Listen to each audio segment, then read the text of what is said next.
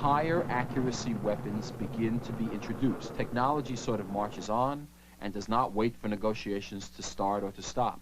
There is a certain technological momentum. So slowly but surely, and particularly with the development of multiple warheads, MIRVs, that are independently targeted, we develop the capability to strike their weapons. And they are trying hard to develop the same capability. This nose cone contains MIRVs, multiple independently targetable re-entry vehicles. MIRVs allow one missile to deliver as many as 14 warheads. They're also more accurate than earlier missiles. This accuracy led to another reevaluation of strategy. In mutual assured destruction, cities are targeted. Each society is held hostage by the other. This is called counter-value targeting. It means targeting population centers, threatening to cause as much devastation as possible. A nuclear weapon exploded anywhere in these cities will destroy them. It need not be very accurate. Accuracy, however, is essential to an alternative strategy called counter-force. Here you target your adversary's forces to destroy his ability to continue fighting. MIRVs made counter-force more attractive. One MIRV missile can destroy several opposing missiles, thereby disarming your opponent. In early January of 1974, Secretary of Defense James Schlesinger gave a speech at the Overseas Press Club in Washington. He announced a change in U.S. nuclear strategy toward counterforce. The change is one that has been discussed in various foreign policy reports of the President. The intent is more effective deterrence of the possibility of strategic warfare, because it is known by all parties that the President of the United States has options other than the devastating option of going against the cities on the other side. What Schlesinger then says in 1974 is, we need weapons to be able to strike with just limited capability. This in some ways is not a very new idea. It really is an extension of flexible response, but it is an extension that is incorporating the reality that we now have very advanced, very accurate weapons. We are building MIRVed weapons. We have hundreds and then thousands of them. We need a rationale. Why do we need so many weapons? The answer Schlesinger provides. We need weapons to strike limited targets in a very selective fashion. And the sort of political and psychological argument is, unless we have that very finely tuned capability, we won't be able to deter finely tuned attacks. Soviet strategy, since the mid-60s at least, and actually going back to the late 50s, is based on preemption. The notion that if it looks like war is about to occur, the best strategy for employing one's forces are to destroy the enemy forces before they can be used. That is, you target your nuclear forces first on the enemy nuclear forces, because that plays a major role in limiting damage to yourself. And then you also have forces that are set aside to target cities and industry. So it is counter-force targeting. That's exactly what preemption is. Negotiations had continued while both sides were developing a counter-force capability. President Carter and Chairman Brezhnev signed the Second SALT Agreement in 1979. In return for higher ceilings on some U.S. systems, the Soviets were allowed to have more large land-based missiles. American critics charged that the U.S. was negotiating itself into inferiority. SALT II became the focus of strong opposition. Prominent among the lobbying groups that opposed the treaty was the Committee on the Present Danger, made up of many former government officials. One of its founders was Eugene Rostow. It was like the race of the tortoise and the hare. We were ahead. We were far ahead in the nuclear weapon, and then we went to sleep under a tree. The Soviet Union kept moving along, putting tremendous resources of science and technology and money into the development of nuclear weapons. And then suddenly, finally, we woke up and discovered that the tortoise had outstripped us. The critics saw the accuracy of Soviet missiles increasing. They argued that the Soviets were out to get a first strike capability that would knock out the U.S. deterrent force.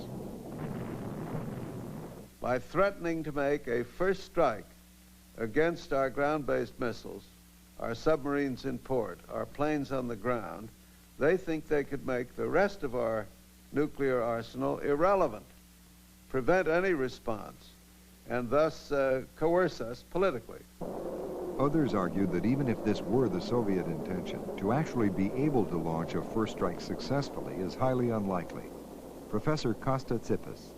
But I think for physical reasons, because of the unpredictable behavior of the missile and because of the reliability of the missile, because of the operational difficulty of orchestrating such a large attack, I think such an attack will never really succeed to the point that it would be worth it, launching it. To attack 1,000 silos with 2,000 warheads is a highly complex operation where you have warheads from different missiles attacking the same silo, and you must time them right, and they must all come in waves that start out of south and they move north, and things like that. So the probability that all this is going to happen exactly as planned, even though it depends on human operators that have never really practiced this, is quite small.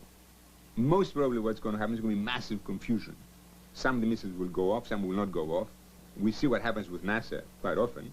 I mean, they want to launch a single missile and they have to stop once in a while. Now, you can't do that if you're trying to have a nuclear attack against another country. You just push the button and you wonder what happens. Sometimes the button will be pushed and the missile will go, and sometimes it will not. I don't think the central problem is whether the Soviet Union would actually undertake a preemptive first strike. The real problem is, I think, that the existence of a Soviet capacity to take a first strike would have a profound, and is having a profound effect on Western political attitudes. The Carter White House, wary of losing the balance of power, gave the go-ahead for the new MX missile system. The system is survivable, it's verifiable, it has a minimum impact on the environment, it's affordable in cost, and it's consistent with our SALT goal of deep reductions in strategic arms.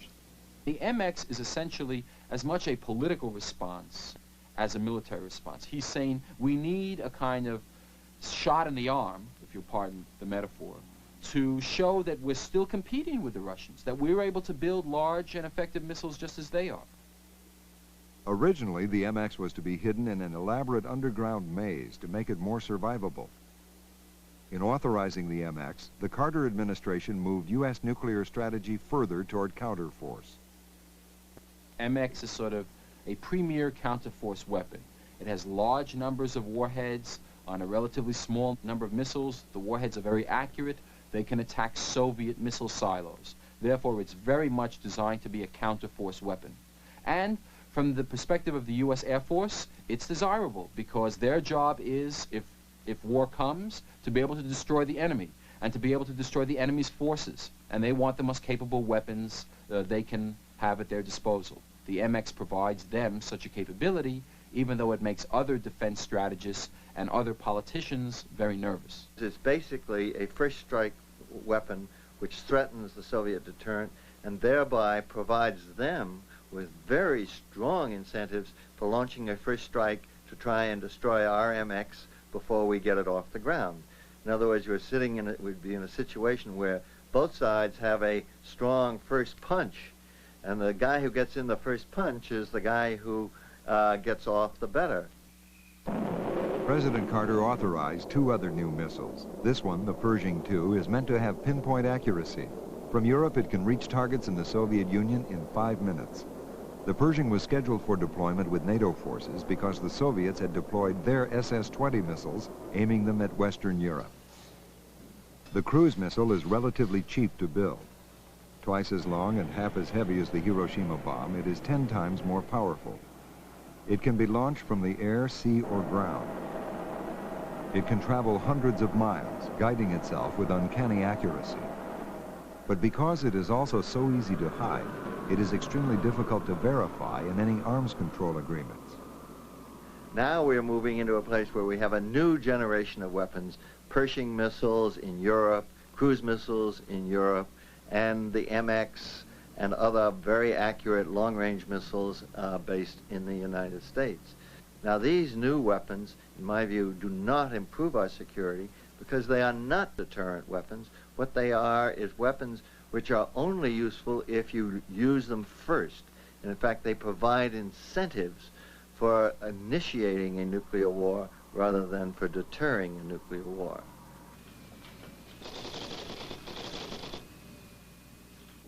The newly elected Reagan administration didn't see the new missiles as destabilizing. They were concerned about the U.S. falling behind. Our deployed nuclear forces were built before the age of microcircuits. It's not right to ask our young men and women in uniform to maintain and operate such antiques. The effectiveness of our deterrent has been eroding because of the modernization that the Soviets have put into their system and the fact that we have not. And we now have systems that are not too vulnerable to first strikes by the Soviets, and it is essential that we rebuild them as quickly as we can. The Pentagon's modernization program demanded the largest increase in the defense budget since the massive U.S. buildup in the mid-60s. According to newspaper reports, the buildup supported a new nuclear strategy, one in which the object is not simply to deter, but, as a Pentagon document says, to prevail. The strategy would incorporate a new generation of weapons. The MX, 100 have been authorized by Congress. The Trident submarine, carrying 24 missiles with a total of 336 warheads. For the first time, a submarine-launched missile had been designed to have the accuracy of a land-based ICBM. The B-1 bomber, canceled by the Carter administration, but then revived. The supersonic B-1 was scheduled to replace the B-52 in the American nuclear triad. The military use of space has also been given high priority. A network of satellites is necessary to maintain the command systems that coordinate U.S. nuclear forces around the world. The strategy supported by these weapons envisions controlled, limited nuclear strikes against military targets. These strikes might continue, in the language of the Defense Department, through a protracted period and afterward. It would be war as it had always been, only this time using nuclear weapons. Buried inside the solid rock of Cheyenne Mountain in Colorado is the North American Air Defense Command, NORAD. It directs the facilities that communicate with and control U.S. nuclear forces around the world. To be able to fight protracted nuclear war, NORAD must keep functioning even if hydrogen bombs are going off. One effect of nuclear weapons, however, especially when detonated at high altitudes, is to create a powerful surge of energy known as EMP, electromagnetic pulse. As this pulse surges through electronic equipment, transistor circuits, computers, radar, it sets up currents so strong that the equipment can burn out. In that case, the ability to fight a war, which means to have some kind of control over the actions of your forces, disappears.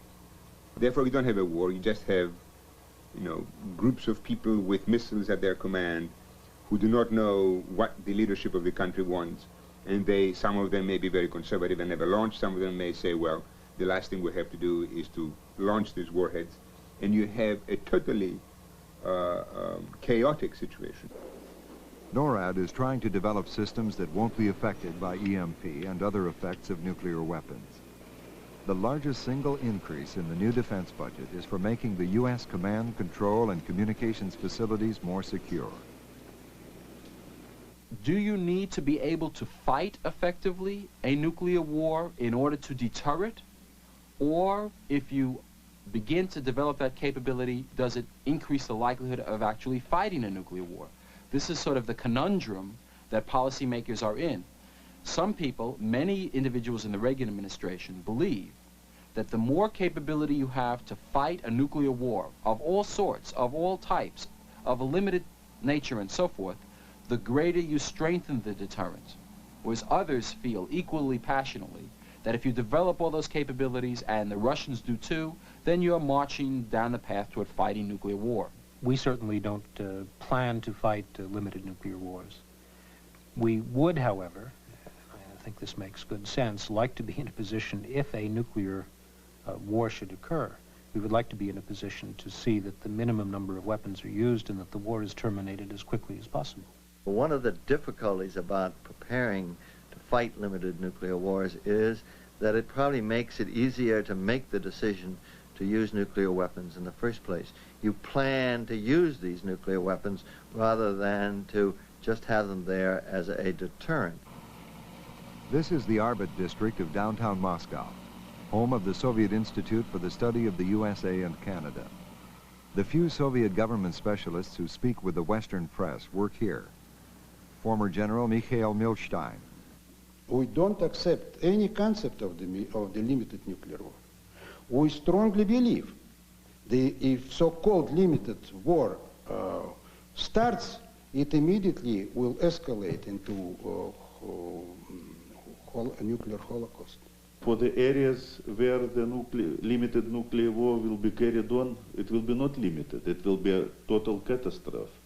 Say if there is a limited nuclear war in Europe, for Europe it will be the end of European civilization. The Soviet strategy for intercontinental nuclear warfare has always been the use of the entire nuclear force against the full array of targets, military targets, political targets, economic targets, and there's never been really any variance from that at all. In terms of limited nuclear war having to do with Europe, that's a very different question. There is evidence that Soviet military leadership does subscribe to some notion of limited regional nuclear war when it explicitly excludes any attacks on the homeland of the Soviet Union. Europe is considered the most likely place for nuclear war to start, since so many opposing military forces are concentrated there. Also, NATO's policy is to use nuclear weapons if it's losing a conventional attack. Military exercises have been conducted to try to determine what might happen in such a case. Participating in such war games when he was deputy director of the CIA, Dr. Scoville. There would be aggression by the Red Team, and they would be using conventional forces, and the Blue Team wasn't doing very well. So the Blue Team would say, well, we've got to convince these Reds that we're serious, and we'll drop one nuclear weapon on one of their tank battalions and wipe it out, and that'll scare them off, and then we'll have ended this war. And that was the jumping the fire break to using nuclear weapons. But the problem was that it didn't end the war. And in the two cases where I fought this kind of a mock battle, the end result was there was not only no Europe left when we got through, there wasn't any United States or Soviet Union as societies as we know them today. Whatever we may think now, if a nuclear weapon is ever used, the world will discover, however suddenly, that it has an enormous interest in constraining that use of nuclear forces. Europeans began protesting the planned deployment of American Pershing and cruise missiles and the Soviet SS-20s. Although their governments urged the deployment, the demonstrators feared that Europe would become the battleground of the two superpowers. Opposition increased in the U.S. as well. Prominent were scientists and doctors who used the fact of the devastating effects of nuclear weapons to argue for a freeze on further weapons development. Dr. Jack Geiger. There is no way of being ahead anymore. The United States and the Soviet Union are like two men standing in a basement up to their waist in gasoline. One of them's got 9 matches and the other's got 10 matches. And it's absurd to say that one is ahead of the other or safe. The freeze became a grassroots concern. New England town meetings began to debate the issue in early 1982. Request the President of the United States to propose to the Soviet Union a mutual freeze on the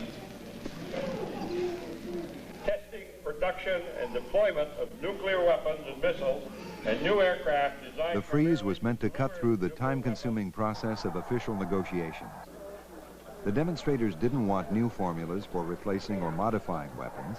They wanted to stop the arms race altogether and cut back. At the commencement ceremonies of his alma mater, President Reagan announced that his administration was finally opening negotiations with the Soviets. For the immediate future, I'm asking my start. And start really means we've given up on SALT. Start means strategic arms reduction talks. And that negotiating team to propose to their Soviet counterparts a practical, phased reduction plan. The focus of our efforts will be to reduce significantly the most destabilizing systems, the ballistic missiles, the number of warheads they carry, and their overall destructive potential. The START talks began in Geneva in 1982.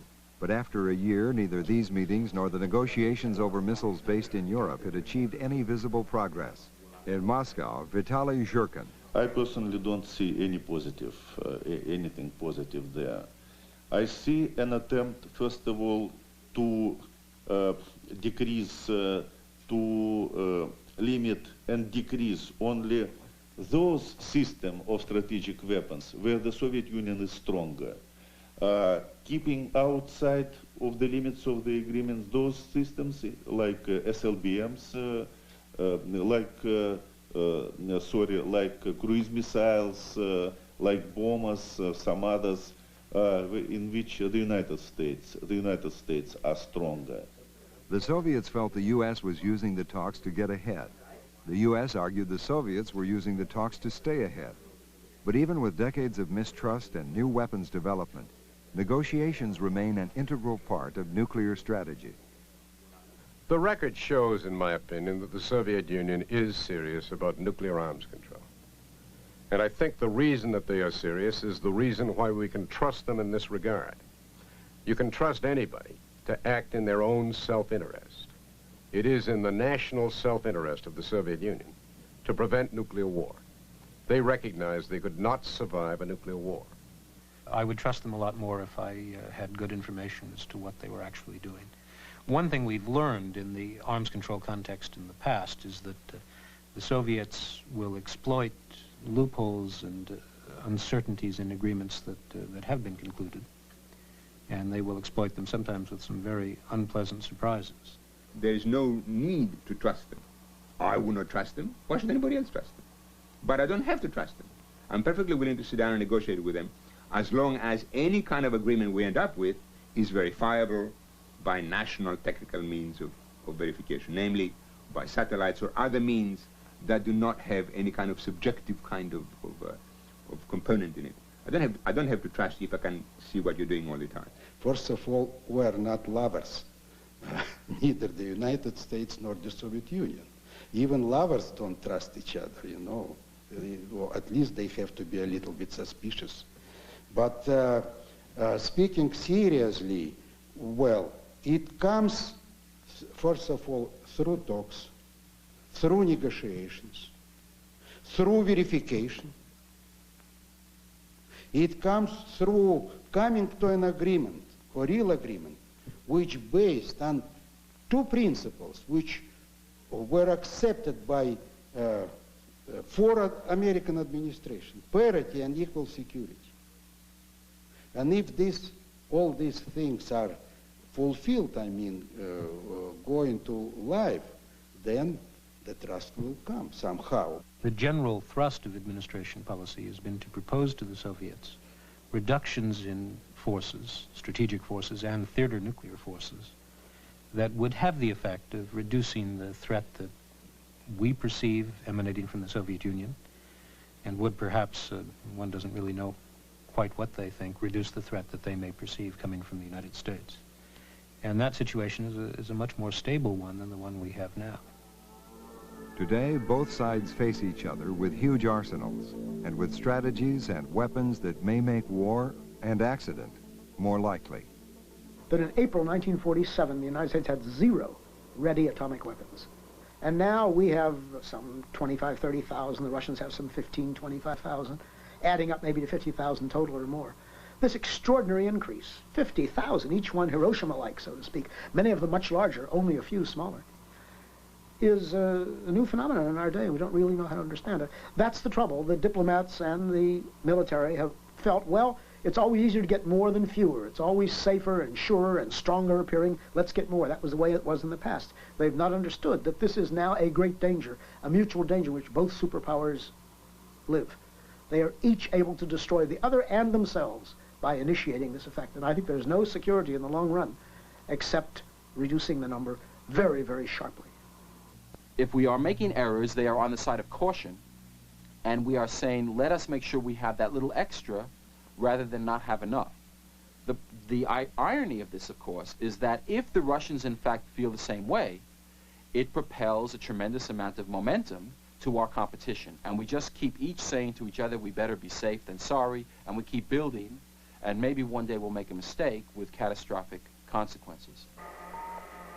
If the goal of strategy is to ensure the security of a nation, a successful strategy in the nuclear age remains elusive and uncertain.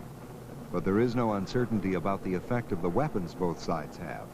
If the strategy of deterrence fails, it could release the most destructive arsenals ever assembled. In World War II, the total destructive force expended by all the warring nations amounted to roughly 3 megatons. A megaton is the destructive force equal to 1 million tons of TNT.